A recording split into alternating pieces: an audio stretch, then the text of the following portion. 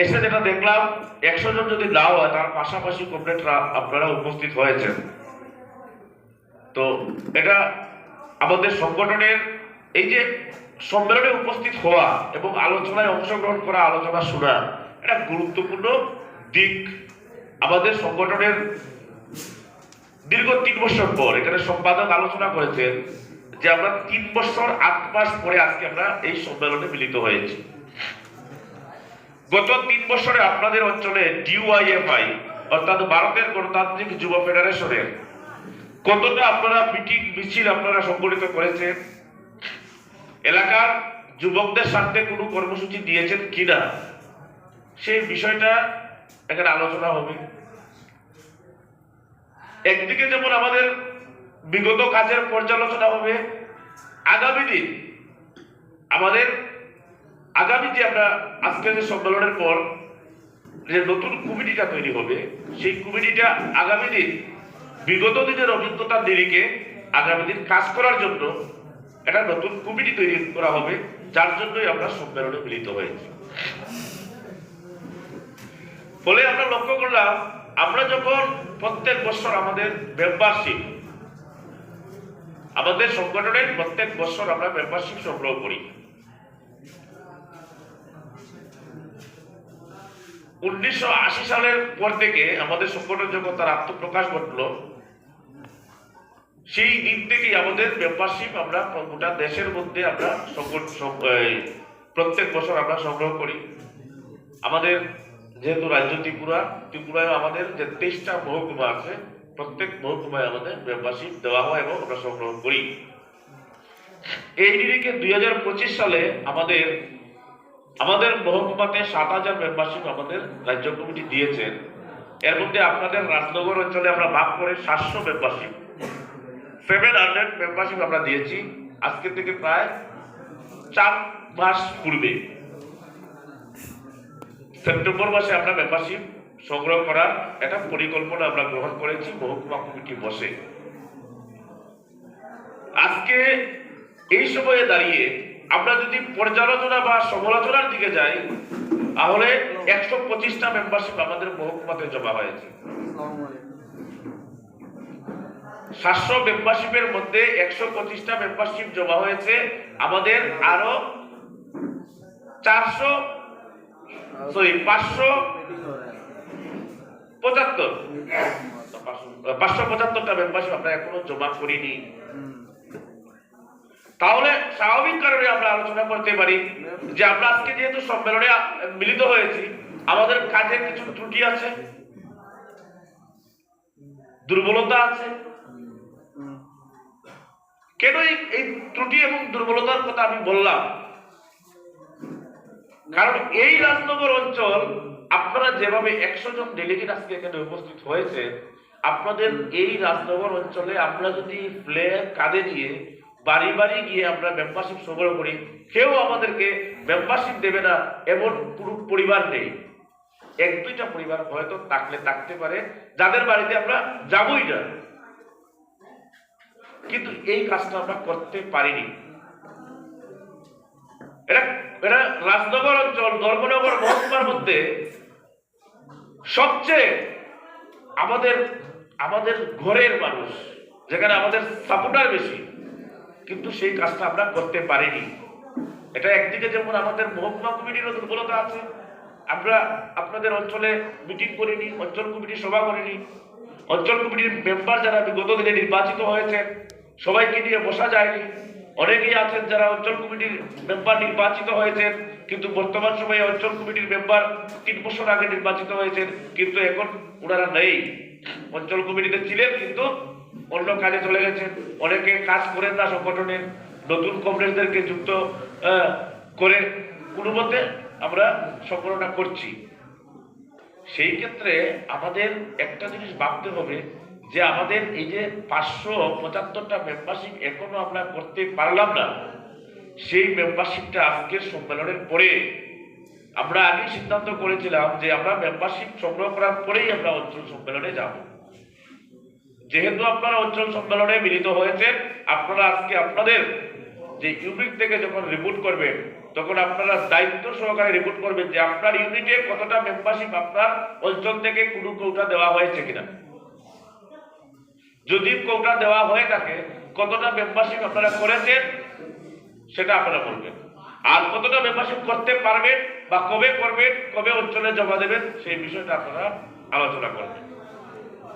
দেখুন, মেম্বারশিপ তো বেশি টাকার মামলা না, 500 বা 5000 টাকার মামলা না, 5 টাকা, এর মধ্যে 2 টাকা হচ্ছে মেম্বারশিপ।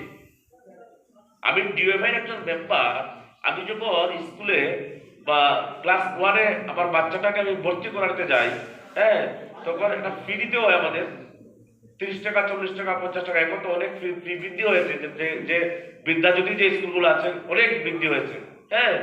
তো আমাদের সংগঠনের আমরা শিক্ষকতা কি যে আমরা প্রত্যেক বছর যারা আমাদের মেম্বার হলো তাদেরকে 2 টাকার বিনিময়ে আমরা সেই মেম্বারশিপটা নেব।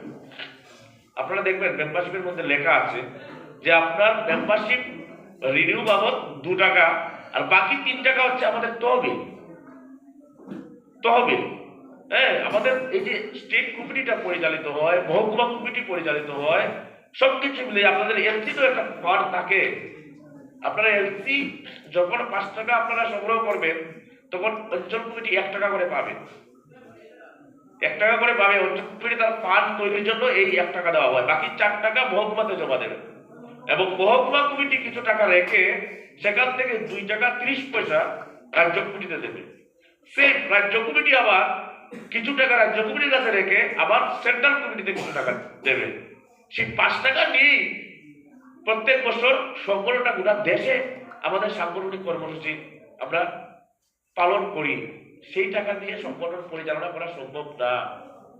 আমরা যদি ধর্মনগরে সাপোজ মনে করেন আমরা 6000 মেম্বারশিপ আমরা সংগ্রহ করলাম, হ্যাঁ, বা আপনাদের অঞ্চলে মনে করেন 600 মেম্বারশিপ আপনারা সংগ্রহ করলেন, আপনারা কত টাকার মালিক? 600 টাকার মালিক। আপনারা যদি কালকে কুর্তি বাজারে একটা বাজার সভা করেন 600 টাকায় হবে? বাইকের ভাড়া তো দিয়ে দেবে 800 টাকা বা 600 টাকা। চেয়ার কোথায় গেল, আরো অন্যান্য আরো সব জিনিস কোথায়? এক প্রোগ্রামই আপনাদের বছরের মেম্বারশিপের টাকা শেষ। অতএব সেই মেম্বারশিপের টাকা দিয়ে অনেকে প্রশ্ন করতে পারেন যে আমরা মেম্বারশিপের টাকা দিয়ে কি করি বা কি, অনেকে আলোচনা করেন। সেই বিষয়টা বোঝার জন্যই আমি এই বিষয়টা আমি ভেঙে বললাম যে মেম্বারশিপের টাকা দিয়ে আমাদের সংগঠন চলে না। মেম্বারশিপের টাকা দিয়ে আমাদের কিছুটা হেল্প হয়, সেন্ট্রাল কমিটি এবং স্টেট কমিটির কিছুটা হেল্প হয়। বিভিন্ন অফিস, আমাদের যে স্টেট অফিসটা রয়েছে ছাত্র যুব ভবন, প্রত্যেক মাসে আমাদের ছাত্র যুব ভবনের খরচ প্রায় 14 থেকে 15,000 টাকা প্রত্যেক মাসে। আমাদের ধর্মনগরে আমরা আমাদের পরিকাঠামো নেই, আমরা আমাদের যুব ভবন বা ছাত্র যুব ভবন আমরা করতে পারিনি। যদি পারতাম আমাদের ধর্মনগরে আমরা আলাদা হবে, আমাদের সংগঠনের অফিস থাকলো না, এটা দরকার, কিন্তু আমরা করতে পারিনি। এটা আমাদের পরিকাঠামোগত দিক দিয়ে আমাদের দুর্বলতা আছে। সমস্ত বিষয় তো আপনারা সবাই বুঝেন যে এই যে আমাদের ধর্মনগর মহকুমার মধ্যে কি পরিমাণে আক্রমণ চলছে। আমাদের সর্বোচ্চ যিনি নেতা, রাজ্য সম্পাদক বলেন সদস্য সিপিআইএম এর, উনাকে গত 26 তারিখ মাথা ফাটিয়ে দিয়েছে এটা মিছিলকে কেন্দ্র করে, সবাই আমরা জানি। তারপরে দাঁড়িয়ে আমাদের ধর্মনগর যে আমাদের গণ আন্দোলনের যে অফিসটা রয়েছে, যে সিপিআইএম এর অফিসটা, সেই অফিসটা 11 বার আক্রমণ করেছে। ফলে আমরা হুট করে বললেই তো আর অফিস তৈরি করা যাবে না, এটা কঠিন ব্যাপার। এটা কেরল বা অন্যান্য জায়গায় যে আমাদের সংগঠন রয়েছে সেখানে সেই ধরনের পরিকাঠামো আছে। আমাদের কৈলাসহরে আছে, কৈলাসহরে ছাত্র যুব ভবন আছে, তারা করতে পেরেছে। ফলে আপনারা আপনাদের রাজনগর অঞ্চলে যদি আজকেই সিদ্ধান্ত করেন যে আপনার ডিওয়াইএম এর উদ্যোগে রাজনগর বাজারে একটা মিছিল করতে পারবো, আপনারা করতে পারবেন, কারণ আপনাদের সেই শক্তিটা আছে। কিন্তু আমরা যদি ধর্মনগর মনে করি যে আজকেই আমরা ধর্মনগরের শহরে আমরা 100 জনকে দিয়ে মিছিল করবো, আমরা করতে পারবো না, কারণ ধর্মনগরে একটা ভয়ের বা আতঙ্কের একটা পরিবেশ তৈরি হয়েছে। ঠিক আছে না? এই বিষয়টা আমি বললাম এই কারণে যে এই অঞ্চলটাকে শক্তিশালী যদি হয় তাহলে আগামী দিন ধর্মনগর মহকুমা শক্তিশালী হবে। এবার অঞ্চল শক্তিশালী কিভাবে করবে? আমি রকমতার সাথে যখন আলোচনা করি বা মিটিংয়ে যখন রকমতা যায় আলোচনা করি যে আপনাদের রাজনগরে কয়টা গাঁও সভা? 7টা গাঁও সভা সম্ভবত। তাহলে 7টা গাঁও সভায় কেন 14টা ইউনিট হবে না? আমাদের সংগঠনের সিদ্ধান্ত আছে 5 জন থেকে 12 জন। যদি কোনো গাঁও সভার মধ্যে 5 জন যুবক আছে, সে ডিভাইড করতে পারবে, তার বয়স 14 থেকে 40 বছর বয়স, হ্যাঁ, সে ডিএফের মেম্বার হতে পারবে। তাহলে আমি একটা গাঁও সভায় যদি আমাদের 4000 মানুষ থাকে, 4000 জনগণ থাকে, তাহলে সেই গাঁও সভার মধ্যে আমাদের মিনিমাম 1500 বা 1200 যুবক থাকবে, 40 বছরের নিচে থাকবে। তাহলে 1500 যদি আমাদের যুবক থাকে, যুবক এবং যুবতী, তাহলে তাদের কাছে যদি আমরা 100 জন মানুষের কাছে যদি যেতে পারি, 100টা মেম্বারশিপ যদি আমরা একটা গাঁও সভা থেকে নিতে পারি, তাহলে 7টা গাঁও সভা থেকে 700 মেম্বারশিপ আমরা করতে পারি। ইজি প্রসেস, ঠিক আছে না? আমাদের মেম্বারশিপ আমরা যদি একটা গাঁও সভায় 100 যুবকের কাছে যেতে পারি, তাহলে 7টা গাঁও সভায় 700 মেম্বারশিপ, ইজি প্রসেস। কিন্তু আমরা সেটা করিনি। আর সেই মেম্বারশিপ দেওয়ার পরে যদি আমরা 7টা গাঁও সভায় 2টা করে ইউনিট, যে ইউনিটের মেম্বার হবে 5 জন, মানে একদম মিনিমাম, এবং ম্যাক্সিমাম হবে 12 জন।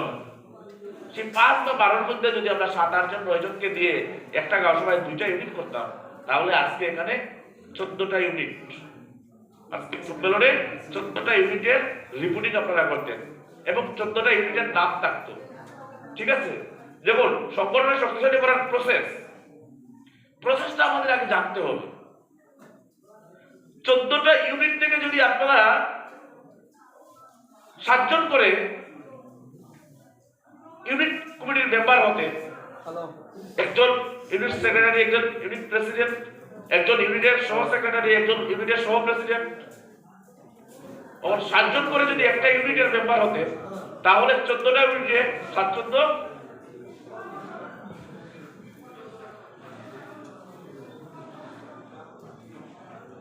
প্রায় 98 100 মেম্বার ইউনিট কমিটির মেম্বার আজকে আপনারা এখানে উপস্থিত থাকলেন।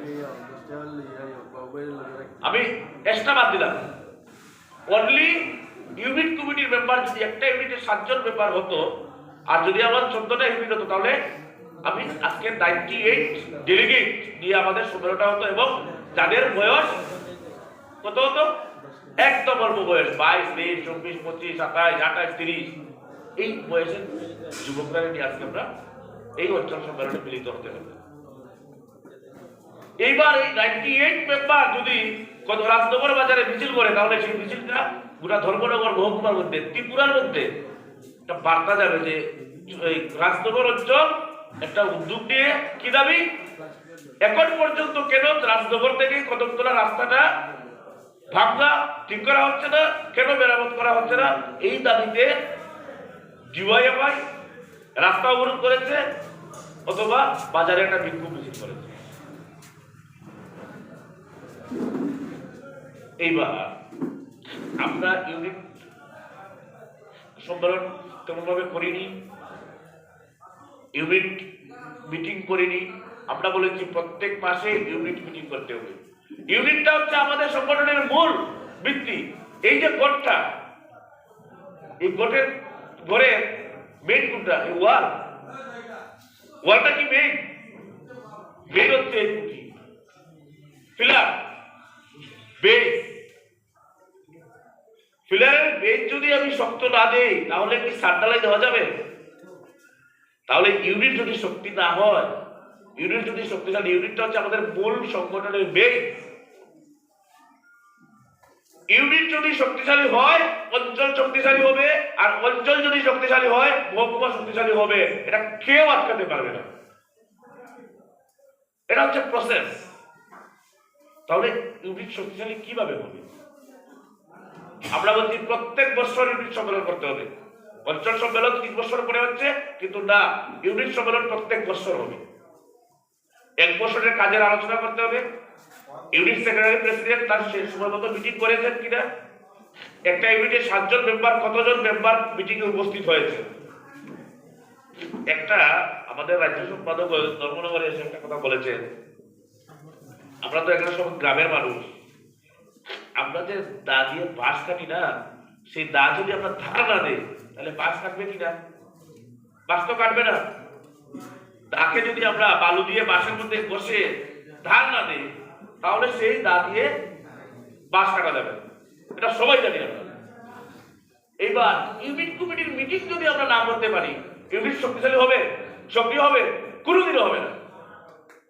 ইউনিট কমিটি মিটিং মাসে একবার, আধা ঘন্টার জন্য, 1 ঘন্টার জন্য, যে কোনো বাড়িতে সময় করে, আপনাদের সময়, এখানে অর্জুনলাল আসতে হবে, রহমত আলী যেতে হবে, কোনো বিষয় না। হ্যাঁ, এখানে ইউনিটের যে 7 জন আছে, 7 জনের মধ্যে কথাবার্তা বলে ইউনিট মিটিংটা করা। ইউনিট মিটিং এ শুধু খালি রাজনৈতিক আলাপ হবে এমন না তো। তোমার বাড়িতে কি দিয়ে খেয়েছো, তোমার বাড়ির সব ভালো কিনা, তোমার দিদিমা অসুস্থ, তুমি কোন ডাক্তার দেখিয়েছো, তো তাহলে তোমার যে ডাক্তার দেখিয়েছো সেই ডাক্তারের যে ওষুধ দিয়েছে এটা কাজ হয়েছে কিনা, এই সমস্ত দিতে পারি তো, কোনো অসুবিধা নেই। সংগঠন বলেনি যে তুমি শুধু খালি রাজনীতি করবে, খালি সিপিএম কিভাবে বাড়বে সেই কথা বলতে হবে, এটা তো না। যখন আমরা 7 জনে বসে মাসে একবার বসে ওই সমস্ত গল্প করবো, আবার পাশাপাশি বলবো কালকে ধর্মনগরে একটা মিছিল হয়েছে, বহুত বড় মিছিল হয়েছে, নেক্সট মিছিল কিন্তু তুমি গেছস না, এই তোমরা দুজন গেছস না মিছিল, আগামী মিছিল কিন্তু তোমাদের তুমি যখন এই কথাটা বলবো সে আগের দিন যাইব। সে যদি মিছিলে না যায়, ধর্মনগরে মিছিলে না যায়, সে কোনোদিনও সংগঠনের মানে সে কিছু কোনোদিন বুঝতো না যে আমি মানে মিছিল গেলে পরে একটা স্লোগান দিলাম, নিজের থেকে একটা স্লোগান তৈরি করলাম। মানুষ কি এমনি এমনি মানে যারা বাচ্চারা মানে কবিতা আমরা শোনা করি না, হ্যাঁ, বৃষ্টি পরে কাপড় টুকুটো দিয়ে হলো বাঘ, এটা যদি আমরা বাচ্চারা না শিখাইতাম সে কিনা শিখতে পারবো? হ্যাঁ, তাড়াতাড়ি মিছিল নিয়ে স্লোগানটা হয়েছে, তুমি আজকে স্লোগান দিবে মিছিল, রাজনগর মিছিল হয়েছে, রহমত আলী এখানে রেডি দিব, আর জহরুল এখানে স্লোগান দিব। হ্যাঁ, এখান থেকে এখানে একজন স্লোগান দিত না।